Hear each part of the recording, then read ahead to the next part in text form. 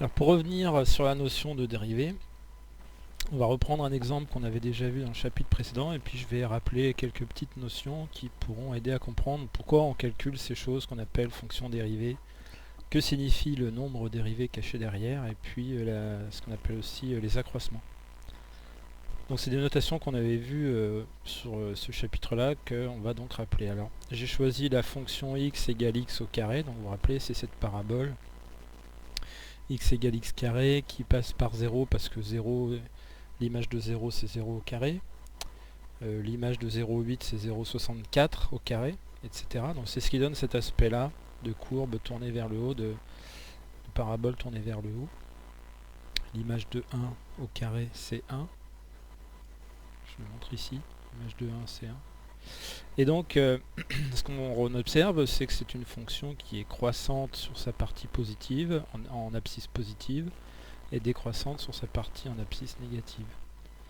Décroissante puis croissante. Et on avait établi ensemble que il existe une tangente en tous les points de cette fonction-là. Elle est donc dérivable en tout point. Il existe donc une tangente, c'est-à-dire une droite qui vient toucher la courbe et qui repart, et qui localement a la même direction que la courbe. Et donc quand on connaît la pente de cette droite, si la pente est négative comme on verrait dans cette partie gauche, on en déduit que la fonction est décroissante, et dans la partie droite, après x égale 0, on a des pentes de droite positives, donc des tangentes montantes, et donc une fonction croissante localement. Et donc comme c'est localement croissant, en chaque point après 0, c'est même globalement croissant sur 0 plus l'infini. Je reviens pas sur les formules qui donnent ça, je voudrais juste revenir sur quelques notations, et puis comment s'organise delta, dérivée, ces choses-là. Donc j'ai pris un point mobile sur la courbe, qui est ici géré par un curseur. Donc vous avez le point M qui se promène sur la courbe. Alors, le point M qui est ici, il est construit de manière à être sur la courbe, mais comment? Tout simplement en respectant l'équation de la courbe. L'équation de la courbe c'est y égale x au carré. Qu'est-ce que ça signifie? Ça signifie que pour tous les points de la courbe, l'abscisse, quelle qu'elle soit, quand je la mets au carré, j'obtiens l'ordonnée. Et donc un point comme le point M qui serait construit sur abscisse et carré de l'abscisse pour l'ordonnée, appartiendrait à la courbe. Donc ici j'ai simplement demandé au point M de prendre ces coordonnées là, x quelconque, enfin petit a ici quelconque et a au carré. Donc ça l'oblige en fait à suivre la courbe, il respecte la règle donnée par cette équation, et donc c'est un point de la courbe. Un point qui ne respecte pas cette équation se trouvera au-dessus ou en dessous de la courbe. Par exemple, x au carré plus 1, ça serait un point qui serait systématiquement au-dessus de la courbe à un point d'écart. 2x, ce serait un point qui serait sur une droite, qui en un seul point, en deux points d'ailleurs, viendrait couper la courbe. Donc il y aurait deux points de la courbe qui respecteraient l'équation de la droite, mais en dehors de ça, tous les autres points seraient soit au-dessus, soit en dessous de la courbe. Donc les points de la courbe respectent l'équation y égale x au carré, c'est-à-dire mon ordonnée, c'est le carré de mon abscisse. Alors à partir de là, j'ai fabriqué un point que j'ai appelé M', un peu plus loin sur la courbe, qui est géré par ce petit curseur là, un peu avant, un peu après. Alors ce qui m'intéresse, et je ne l'ai pas fait tout à l'heure d'ailleurs, je vais le rajouter, c'est cette droite, on va l'appeler corde. Corde égale la droite M'. Je la remets cette droite là, et ce que j'observe, c'est que si je zoome avant sur cette droite, je vois en noir la droite qui n'est pas confondue avec la courbe. Mais malgré tout, quand je dézoome un peu, je vois que l'écart n'est pas si grand. Ce qui veut dire que, on ne peut pas dire que la courbe elle est une pente, puisque la pente changerait au fur et à mesure du passage de M vers ce point-là, M', je l'ai appelé. Simplement, si je dézoome, on peut considérer quand même que la courbe elle a une pente moyenne, elle s'assimile à une droite qui aurait une pente comme la corde que j'ai appelée ici corde, comme la droite MM'. Donc on peut plus ou moins dire que la courbe et la droite ont, disons, une tendance à suivre cette direction. Mais c'est pas, pour une droite cette direction elle est constante, pour une courbe elle est variable, mais elle varie très peu autour de celle de la droite. Elles sont plus ou moins similaires. Ce qui va être, ce que je vais dire là est d'autant moins faux que je rapproche les points M et M'. C'est-à-dire que là, il faut dézoomer pour avoir la droite et la courbe qui se confondent un tout petit peu. Et plus je vais dézoomer, plus j'aurai de mal à distinguer la droite et la courbe dans cette zone-là. Par contre, si je zoome avant, je commence à voir effectivement les petits écarts qu'il peut y avoir entre les deux. Elles sont pas tout à fait, elles n'arrivent pas tout à fait à la même ordonnée. Par contre, si je rapproche M' du point M le long de la courbe, c'est comme si je faisais un zoom arrière. Donc là, j'ai l'impression que la droite et la courbe ont tendance à se confondre. Donc il faudrait re-zoomer avant pour revoir à nouveau un petit écart entre les deux. Et bien si je les rapproche encore, vous voyez que la droite se rapproche de la courbe. Donc ce processus là on l'avait déjà vu ensemble, et l'idée c'est qu'on va rapprocher, je rezoome arrière, je vais rapprocher le point M et le point M', l'un de l'autre aussi près que je le peux, aussi près que je le veux. Donc cet espace là que j'ai appelé EPS, je sais plus pourquoi, epsilon, voilà. S'il est grand, il peut y avoir un très grand écart entre la courbe et la droite, donc visuellement on voit qu'il y a un écart d'ailleurs entre les deux. En termes de direction, ben, là il y a toute une valeur, des directions différentes ici par rapport à la droite, mais si je réduis cet écart entre M et M', je vais me retrouver avec un segment M' qui est très petit, et donc la courbe et la droite auront un très faible écart au niveau de la direction. Elles vont pas être confondues, mais elles seront d'autant plus proches l'une de l'autre. Et ça, je peux le faire jusqu'à une valeur limite. Après quoi, ça repart ici. Donc un peu avant et un peu après le point M. Donc vous voyez, 1,01 et 0,99. Donc à 10 moins 2 près, 0,01 près. J'ai une droite avant et après qui a quasiment la même, plus ou moins la même orientation, et qu'on pourrait appeler l'orientation de la courbe à cet endroit-là. Alors on n'appelle pas ça l'orientation de la courbe. La pente de la droite, quand les deux points tendent l'un vers l'autre aussi près qu'on le souhaite, c'est ça qu'on appelle le nombre dérivé. C'est la pente de cette droite qu'on obtient là. Alors ici c'est celle qui est juste avant, et ici c'est celle qui est juste après. L'idée c'est que si je m'approche aussi près que je veux avec M' du point M, je stabilise l'équivalent de ce qu'on appellera la tangente. Et la pente de la tangente, c'est ça le nombre dérivé. Alors ce qu'on avait découvert nous, c'est que quand on a une fonction x au carré, la pente de la tangente au point d'abscisse petit a par exemple, c'est la dérivée de a au carré, de x au carré, c'est-à-dire 2x, appliqué en x égale 1, donc ça fait 2a. Ça voudrait dire que si je me place en 0,5, ici, la pente de la tangente, alors je vais arrêter avec ma droite d'ailleurs, je vais la cacher, j'en ai fait une plus jolie. Je viens à la corde et je mets celle-ci, elle est calculée exprès. Voilà. Ça c'est la version limite. Si je me mets en 0,5, la pente de la tangente, on le voit écrit ici, c'est 0,99. En fait c'est quasiment 1. C'est parce qu'en fait le nombre dérivé, c'est x carré dérivé, ça fait 2x. Appliqué en abscisse 0,5, la pente de la tangente correspondante, c'est 2 fois 0,5, c'est 1. Donc le nombre dérivé en 0,5 c'est 1. Le nombre dérivé en 0,8 c'est 1,6. Vérifions. Mais je peux pas aller jusqu'à 0,8. 0,7 c'est 1,4. Et vérifier, la pente de la tangente c'est bien 1,4. En 0,6 on devrait trouver 1,2. Le double. En fait la fonction carré, sa dérivée c'est 2x. Donc il faut doubler l'abscisse du point qui nous intéresse pour connaître la pente de la tangente. Conclusion, je peux cacher la fonction. Il suffit de connaître la pente de la tangente pour savoir si localement, à ce niveau-là, au niveau du point de contact, on a une fonction qui est plutôt croissante ou plutôt décroissante, ou même horizontalement. Une tangente horizontale désignerait un point, alors soit un point de bascule croissant-décroissant, soit un plateau en tout cas. Il faut qu'il y ait un changement de signe. Ça on l'avait vu aussi. Donc si je me mets en moins 0,44 par exemple, je ne sais pas, mettons que je ne connaisse pas l'aspect de la courbe à ce niveau-là, globalement ou pas, peu importe, je sais qu'en ce point-là, la pente de la tangente c'est moins 0,88. C'est calculable, alors c'est des valeurs approchées ça. C'est le double de l'abscisse tout simplement, puisque la dérivée de x2 c'est 2x. Donc ce que ça signifie, c'est que je suis capable, sans dessiner la courbe, en connaissant l'expression algébrique x flèche x au carré, et en sachant dériver ces expressions-là, x flèche de x, ça me donne la pente de la tangente en n'importe quel point où la fonction est dérivable. Donc je sais que c'est moins 0,88x, donc c'est une fonction localement décroissante. Et en fait, on se rend compte que, après, si on étudie 2x, la dérivée de x2, ben on se rend compte qu'elle est négative entre moins l'infini et 0. Donc elle va être décroissante tout le temps, et elle va être croissante tout le temps après. Donc l'intérêt de la tangente, c'est ça. C'est en particulier, dans un premier temps, de nous donner, avec sa pente, la croissance ou la décroissance d'une courbe. Alors la deuxième chose que je voulais vous montrer, c'est...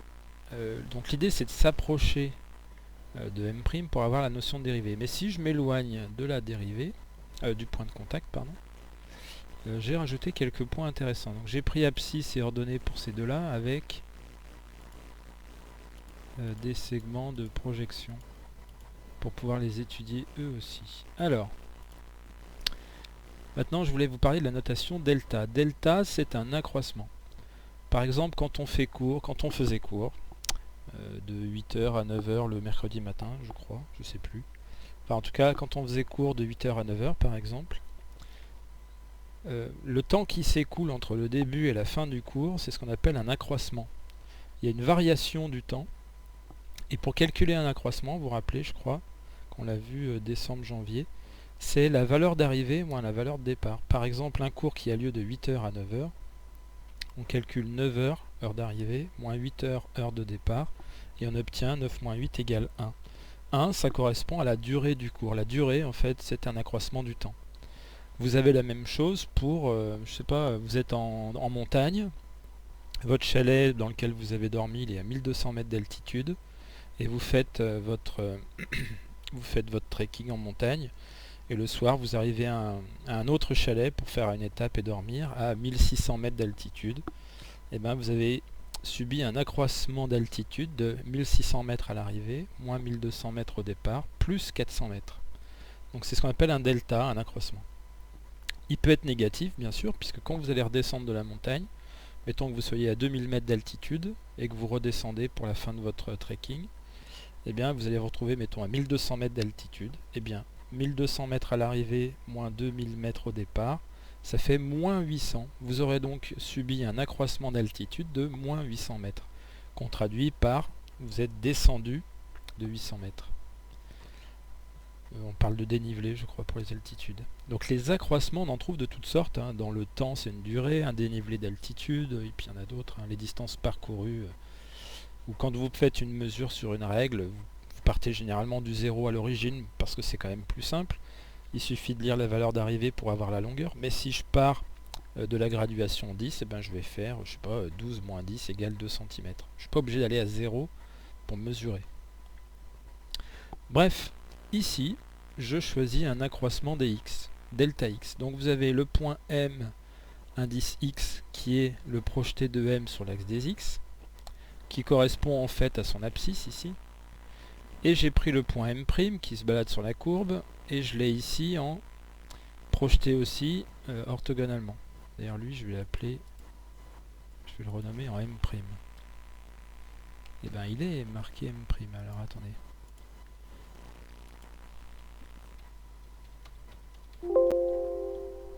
M', je veux pas qu'il s'appelle mx plus delta. Voilà. Et donc, quand je projette ce point M' un peu plus loin sur la courbe, ici, verticalement, donc sur l'axe des x, j'obtiens deux points et qui correspondent aux abscisses de M et de M'. L'écart qu'il y a entre les deux, c'est ce qu'on appellera delta x, là, un accroissement de x.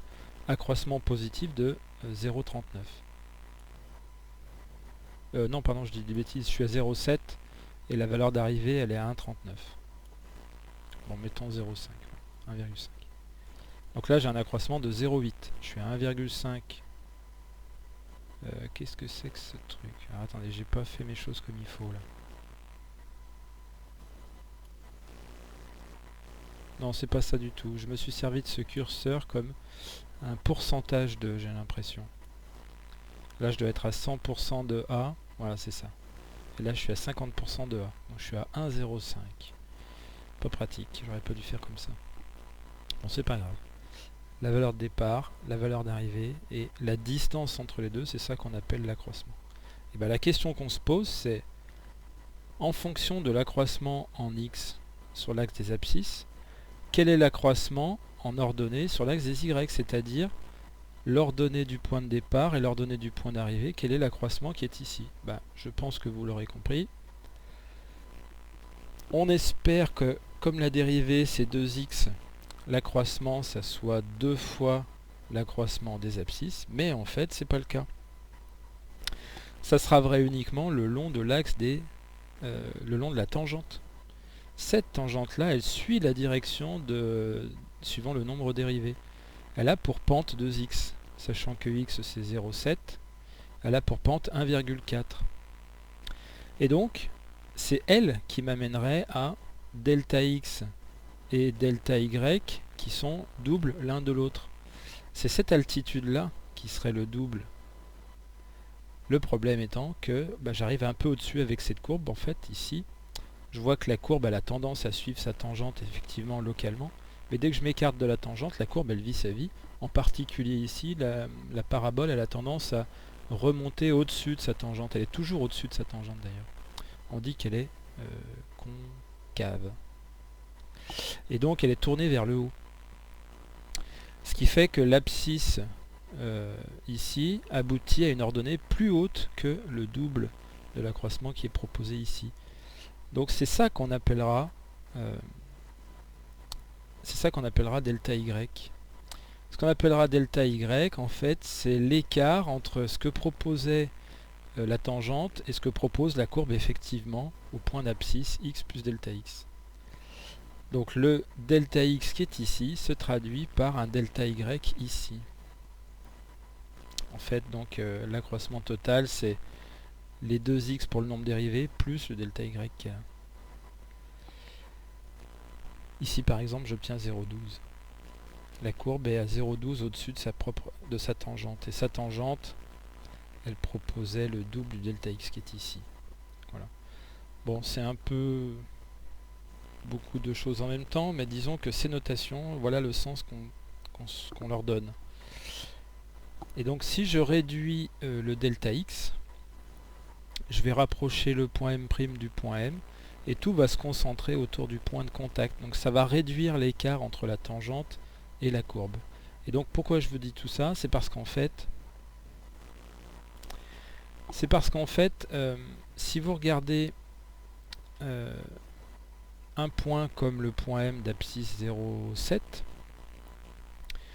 si je calcule le carré de 0,7, j'ai qu'à monter sur la courbe et je trouverai 0,49, puisque 0,7 fois 0,7 ça fait 0,49.